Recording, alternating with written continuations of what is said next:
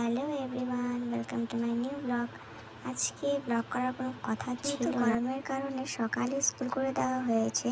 সে কারণে আমি আর আমার বোন দুজনে 5টার দিকে উঠে টিফিন রেডি করে স্কুলের জন্য বেরিয়ে পড়ি। কিন্তু মাঝ রাস্তায় বৃষ্টি অনেক জোরে আসে, আমরা বাড়িতে ফিরে আসি। তারপর আমরা স্কুলে খাওয়ার জন্য যে টিফিনটা রেডি করেছিলাম সেই টিফিনগুলো খেয়ে নিই। আমি খাই ও আমার বোনকেও খাইয়ে দিই। এভাবেই প্রায় 7:30টা বেজে যায়।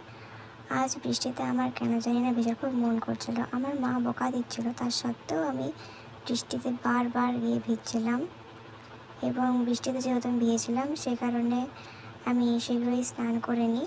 স্নান করে বেরিয়ে এসে দেখে আমার বোন পড়ে পড়ে কুকুরের মতন ঘুমাচ্ছে।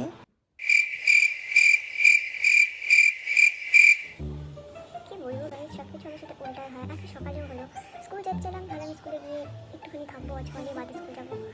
বৃষ্টি এসে সব উল্টে বাড়িতে শেষ করে ফেললো। সকালে যেহেতু বৃষ্টির কারণে যাওয়া হলো না, বৃষ্টির জন্য আমরা রেডি হয়েও ছিলাম, প্রায় সাইকেল নিয়ে বেরিয়ে পড়েছিলাম। অর্ধেক রাস্তায় গিয়ে আমি আমার বোন ঘুরে এসে পড়েছিলাম বৃষ্টির কারণে। ছাতা ছিল, তবুও সাইকেল নিয়ে ছাতা নিয়ে অত কিছু আমাদের পক্ষে সম্ভব ছিল না, তো ঘুরে চলে এসি। তারপর চলে আসার পর অনেকক্ষণ বৃষ্টিতে আমি না ভিজেছিলাম। ভেজার পর না দেখছি খুব ভালো লাগছে, খুব জোরে বৃষ্টি পড়ে যাচ্ছে।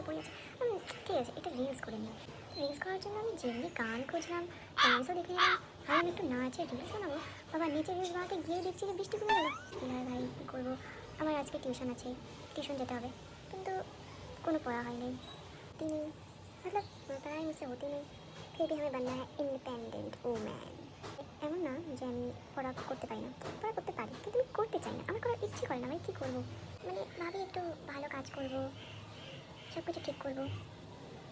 কাজ করতে গেলে সে কাজে শুধু আমি পারি খেতে, তাও আমার কোনো খাওয়ার টাইমে আমার চাবাতেও ইচ্ছে করে না।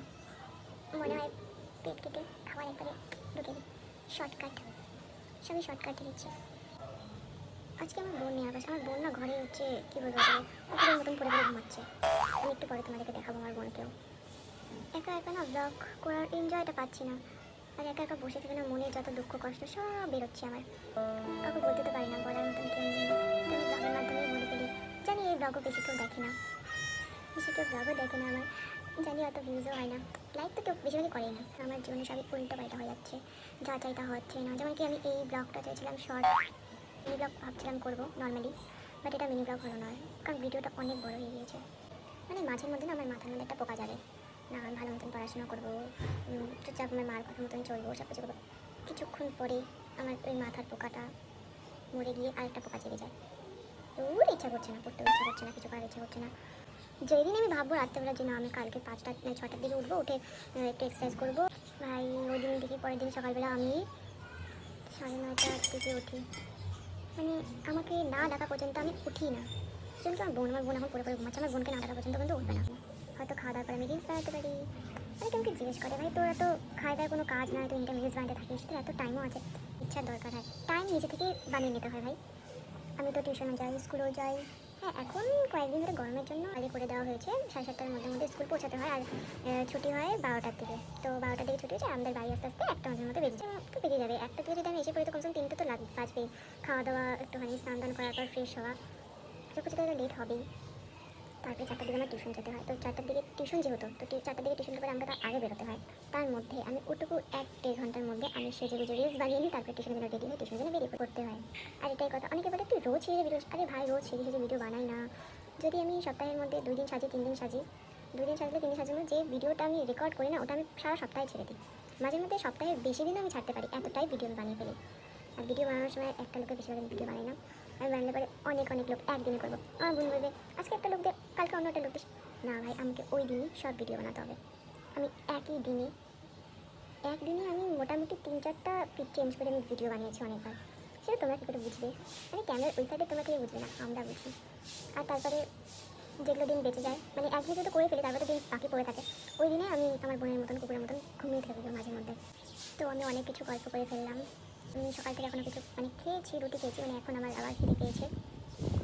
তো আমি এখন আগে যাই খেয়ে ফেলবো। খাওয়া দাওয়া করার পর দেখা যাক আমি আমার বোনের মতন কুকুরের মতন ঘুমিয়ে পড়ে নাকি। তারপরে তো রাতের দিকে আমাকে আবার টিউশন যেতে হবে।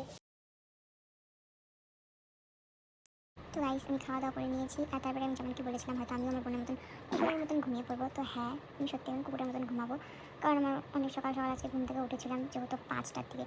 তো শরীরটা এখন অনেক টায়ার্ড ফিল হচ্ছে। আর হ্যাঁ, আরেকটা কথা, আমার বোন ঘুম থেকে উঠে গিয়েছে, তোমাদের তো দেখিয়ে দিয়েছিলাম কীভাবে ঘুমিয়েছিল ও।